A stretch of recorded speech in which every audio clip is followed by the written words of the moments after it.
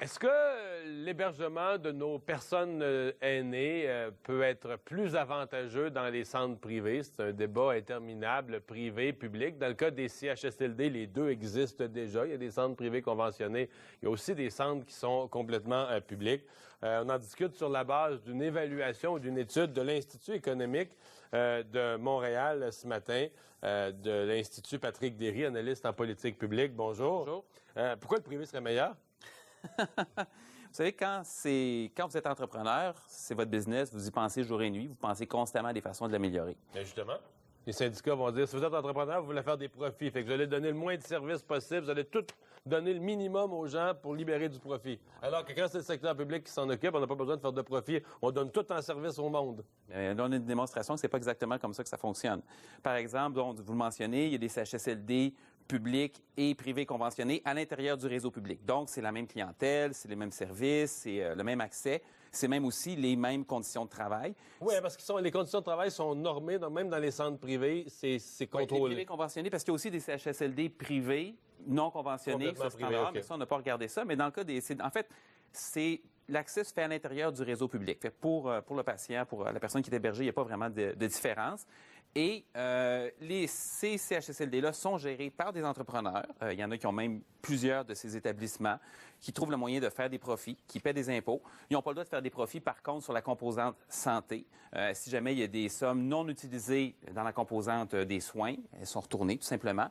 Mais sur la partie administrative, optimisation, là, ils peuvent réaliser des profits et ils en font. Et ce qui est intéressant, c'est de voir qu'avec les mêmes conditions, les mêmes budgets, nous, on a mis la main sur un rapport du ministère des visites d'évaluation qui montrait que, finalement, la qualité globale de ces établissements-là était supérieure à ceux des CHSLD. La qualité était supérieure. La qualité des milieux de vie. C'est le terme qui est dans le rapport des visites du ministère. Donc, par exemple, on a 3 catégories. On a très adéquat puis préoccupant. Bon, les 2 tiers des établissements visités dans ce cycle-là, des privés conventionnés étaient considérés comme très adéquats, et il n'y en avait aucun qui était préoccupant. Tandis que dans les CHSLD publics, si on veut, eux, il y en avait environ 1 sur 6 qui était très adéquat et environ 15 qui étaient préoccupants. Donc, globalement, ça semble Le portrait est meilleur dans les privés conventionnés. Tout à fait. Et ça ne coûte pas plus cher. Comment ça se fait?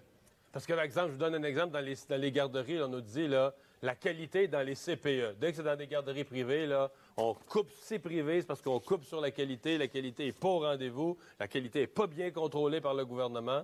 Oui, bien là, on n'a pas fait d'études sur les garderies. Non, puis bon, moi, je dirais sur les garderies. L'un ou l'autre, je parle de discours en général qu'on entend, là. Mais écoute, si on ramène à ça, c'est la personne pour qui c'est son entreprise, d'abord, c'est souvent des entreprises familiales. Donc, les propriétaires sont souvent sur place, sont proches des employés, sont proches des patients, puis c'est leur entreprise. Puis évidemment, quand ils ont des décisions à prendre, bien, ils n'ont pas besoin de remonter jusqu'au sous-ministre. Hein. Même s'ils sont soumis jusqu'aux mêmes normes, c'est beaucoup plus souple comme organisation. Donc, des décisions plus rapides, des ajustements aux besoins de la clientèle plus instantanés. Tout à fait, puis aux besoins des employés aussi, hein, parce que c'est les mêmes conditions de travail. Hein. On peut pas dire. C'est pas le cheap labor, tout ce qu'on entend. Absolument pas. C'est ni sur le dos des patients, ni sur le dos des employés. Puis, c'est pas vraiment. Il reste quoi? Il reste une meilleure gestion. C'est-à-dire que tu as les mêmes ressources au départ, parce que les gens ne payent pas plus cher. La personne hébergée. Les mêmes tarifs, c'est exactement la même chose. C'est les grilles de tarifs du gouvernement. Et puis, pour nous, c'est pas surprenant parce qu'on a fait des cas d'études, par exemple, un hôpital qui était situé en Suède à l'automne passé, où c'est le même modèle. Hein. C'est un hôpital géré par une entreprise privée à l'intérieur du système suédois qui nous ressemble un peu. C'est un payeur unique, c'est l'État. Et l'hôpital en question, il y avait encore là, la qualité des soins était globalement meilleure. Les employés étaient aussi plus satisfaits. Le taux de roulement était moindre. Fait que c'est un hôpital qui était super performant sur les soins et pour tout ce qu'ils offraient aux patients et en même temps qui coûtait moins cher à l'État.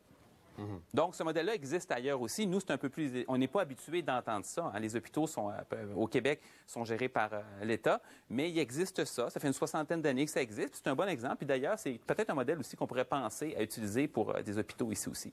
Oui. Dans votre étude, évidemment, bon, vous faites vous prenez un Polaroid de ce qui existe, vous faites un portrait, mais vous faites un autre exercice, c'est que vous regardez ce qui s'en vient. Parce que, bon, le nombre de places nécessaires en CHSLD, Il ne sera pas en diminution dans les années à venir. Non, Là. tout à fait. Là, les gens qui sont âgés de 75 ans et plus occupent présentement à peu près les 2 tiers des places. Et cette catégorie de la population va doubler à peu près d'ici 2031. On a déjà 2700 D'ici 2031? Oui, à peu Donc, près. sur 12-13 ans seulement, le nombre de personnes de 75 ans et plus va doubler. Presque doublé. Là. Ça va passer de 660 000 à 1 million. Donc, le nombre de places nécessaires en CHSLD... les besoins risquent d'augmenter. Même si on vit mieux, on vit plus longtemps aussi, ça se peut que les besoins augmentent. En tout cas, c'est fort probable. Il y a déjà des gens sur une liste d'attente présentement et on voit que le secteur public a de la misère à répondre. Mais si on veut étendre le réseau des places en CHSLD, là, qui s'adresse d'abord à une clientèle qui a des besoins un petit peu plus lourds, bien, ça peut être une bonne place de regarder du côté de ces établissements-là qui répondent bien à la demande et qui offrent des services de qualité. Merci beaucoup d'avoir été là, M. Derry. Plaisir. Au revoir.